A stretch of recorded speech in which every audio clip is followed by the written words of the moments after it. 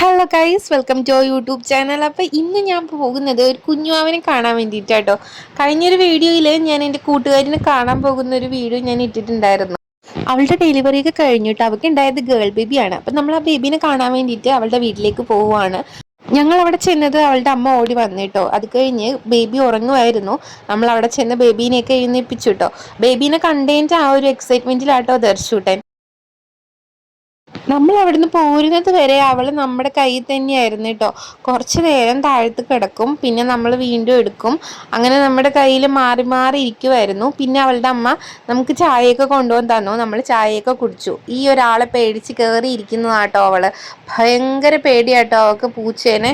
അപ്പം നമ്മൾ അതൊക്കെ കഴിഞ്ഞ് അവിടുന്ന് ഇറങ്ങി കേട്ടോ. നമ്മൾ അത് കഴിഞ്ഞ് പോകുന്നത് എനിക്ക് മെറ്റീരിയൽ നോക്കാൻ വേണ്ടിയിട്ടാട്ടോ പോകുന്നത്. ചേർത്തലയിൽ നിറക്കൂട്ടിയിൽ നിന്നാണ് നമ്മൾ മെറ്റീരിയലൊക്കെ എടുത്തത്. എല്ലാം കിട്ടി. നല്ല തിരക്കുണ്ടായിരുന്നു.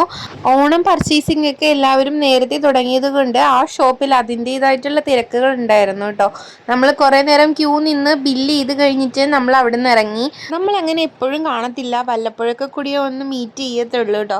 അപ്പോൾ അത് കാരണം നമ്മൾ കോഫിയൊക്കെ കുടിച്ചിട്ട് മടങ്ങാമെന്ന് കരുതിയിട്ട് നമ്മൾ അടുത്തുള്ള ഇന്ത്യൻ കോഫി ഹൗസിൽ കയറി നമ്മൾ കോഫിയൊക്കെ കഴിച്ചു, കട്ട്ലേറ്റൊക്കെ കഴിച്ച് ഇറങ്ങിയപ്പോഴത്തേക്കാണ് ദർശുവിന് നമ്മൾ ഫ്രൂട്ട്സ് വാങ്ങാമെന്ന് കരുതിയത്. ഞങ്ങൾ ചേർത്തലയിൽ വന്നു കഴിഞ്ഞാൽ തനിമ എന്ന് പറഞ്ഞ ഫ്രൂട്ട്സ് കടയിലാട്ടോ വരുന്നത്. എത്ര പേർക്ക് ഈ ഫ്രൂട്ട് അറിയാം? ഞാൻ ആദ്യമായിട്ടാട്ടോ ഫ്രൂട്ട് കാണുന്നത്. ഞാൻ കഴിച്ചിട്ടില്ല. അതിൻ്റെ പേര് ഇളന്തപ്പഴം എന്നാണ് കേട്ടോ. ഈ പുളി കണ്ടപ്പോഴത്തേക്കും ഒരു നൊസ്റ്റാൾജി വന്നു. പണ്ട് ഞങ്ങൾ പഠിക്കുന്ന ടൈമിന് ഈ പുളിയും ഉപ്പും മുളകും ഒക്കെ കൂട്ടി കഴിച്ചിരുന്ന ഒരു കാലം ഉണ്ടായിരുന്നു കേട്ടോ.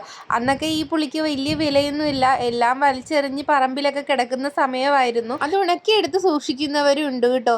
എന്തായാലും 250 ഗ്രാമിന് 130 രൂപയാട്ടോ ആ ഷോപ്പിൽ ഉണ്ടായിരുന്നത്. അപ്പം ഈ ഒരു വീഡിയോ എനിക്ക് വളരെ ഫേവറേറ്റ് ആയിട്ടോ. കാരണം എൻ്റെ ഫ്രണ്ട്സിനെയൊക്കെ വീണ്ടും മീറ്റ് ചെയ്യാൻ പറ്റി, അവരുടെ കൂടെ കുറച്ച് സമയം സ്പെൻഡ് ചെയ്യാൻ പറ്റി.